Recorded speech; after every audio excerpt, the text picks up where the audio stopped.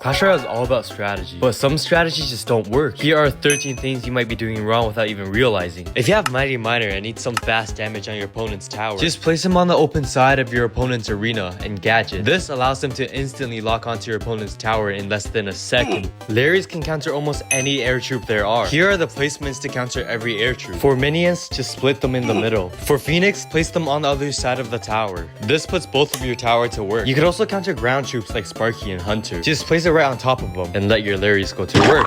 If you're new to Clash Royale and just started your journey, make sure to pick out a deck. Just search up classic decks on Google and pick one that you personally like. Many of us started out with homemade decks that we maxed out with our resources. But as you progress, more cards gets unlocked and your opponent starts using really good decks. Having a classic deck made by Clash Royale experts allows you to better counter your opponents so you won't be stuck at mid ladder. Skeleton Barrel may come off as hard or even confusing to defend. That's because it's very hard to time it right. And the trick is to just not. You see, Skeleton Barrel is weaker than you think. Instead of trying to time their deployment perfectly with your wizards, just place it right in front of them and let the wizards take care of the rest. Clash Royale is a progression based game, meaning progress is built through a period of time. A lot of players face their entire progress being completely wiped off the game, and this is due to the lack of Supercell ID. Unfortunately, Supercell does not retrieve your count if you lose it without a Supercell ID. So really, just take the 2 extra minutes to save your years of time spent on the game. With Fisherman, you could easily activate King Tower if your opponent had Bowler, Goblin Barrel, or Magic Archer. For Bowler and Magic Archer, just place down your Fisherman before they reach the bridge. If you're going against Goblin Barrel, just place down your Fisherman on the other side of King Tower. This also works on any troop that penetrates, like the Executioner. Something you might have not known is Golden Knight's push mechanic. For your reference, pushing is when a player uses a fast troop that pushes a slower troop to make it go faster. This is very common in 2.6 Hog, where the Hog Riders used to push the Ice Golem. However, a lot of bigger tanks can't really be pushed by any troops at all. But Golden Knight is different. This guy could double the speed of Golem, Giant, or any tank with his ability. So if you're a beatdown deck type of guy, Golden Knight is your next card to upgrade. Talking about beatdown decks, if you went up against one and your opponent is building a really big push, what's your next best course of action? A. Build a very big defense. B. Start saving your elixir. Or C. Cycle to rocket. The answer is neither. What you do have to do is start attacking your opponent's other side of the tower. Cause think about it, when your opponent places down a golem, he only has 2 elixirs to defend. This would give any attack troop you use a great elixir value. And beatdown decks are designed to be undefendable. If you do decide to defend, 9 times out of 10 you're still losing your tower. So why not make it a fair trade if you're losing your princess tower anyways? Something a lot of Clash Royale pros would tell you is to never go first. This means waiting until your opponent makes the first move. But that does more harm than good if you're going against, say, elixir golem, where 3 times elixir is very good for them. But how does knowing this help you decide whether to go first or not? Something very common with Golem and beatdown decks in general is the use of Royal Chef. He's only really used in decks with big tanky troops where 1 level matters a lot. So if your opponent is using Royal Chef, then he's using a beatdown deck which thrives in triple elixir. That's when you go first. Did you know there's a way to defend without any elixir at all? It's by defending with win conditions. Troops like Ram Rider and E-Giant has a passive ability where they also affect all troops on your side of the tower. Using these troops to completely defend a small push and then building it into a massive push gives you a positive elixir trade-off and could lead to potentially taking out your enemy's entire tower. Ever heard of the saying, ignore it and hope it goes away? You have 2 towers, and if one already has taken some damage, your best course of action is to start pressuring on the other lane. Think about it. If you're actively attacking your opponent's opposite tower, they'll be forced to respawn and potentially start attacking the side that you're pressuring on. This would give you a big advantage because this side of your tower is at full health, and by ignoring the other lane, your half-gone tower is no longer a problem. If you've been playing Clash Royale for a long time now, you've probably heard the game mode Classic Challenge. It's where you spend 10 gems to go on 12 battles to earn small rewards after each win. If you manage to not lose more than 3 times during your 12 battle streak,